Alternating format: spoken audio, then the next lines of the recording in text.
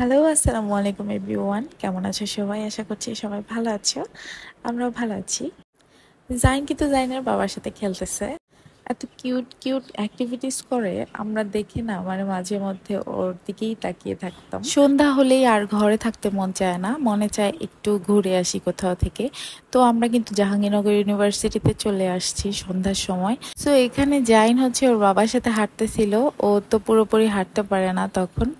তো ও হাঁটতে গিয়ে অনেক বেশি এনজয় করতেছিল। ওর ফার্স্ট টাইম যখন জাইনকে আমরা ঘাসে নামাই তখন ও এত মজা করে, আর ঘাসগুলা দেখেও মনে করে এগুলো কি, এরকম একটা মানে ওর ভাবনা চিন্তা ওর মাথায় ঘুরতেছিল, এটা বোঝা যাচ্ছিল ওর চেহারা দেখে। তো অনেক এনজয় করতেছিল। আর এরপরে তো দেখতেই পারছো যে তার বাবার সাথে সে হাঁটতেছে। আসলে কি, বাবা মায়ের আদরটা বাচ্চারা এত ভালো বুঝে। ও যখনই একদম ছোট, 3 মাসের মতো ওর বয়স, তখন কিন্তু আমরা যখন আমার বাবার বাড়িতে থাকতাম তখন ও ওর বাবাকে কয়েকদিন পর পর দেখতো।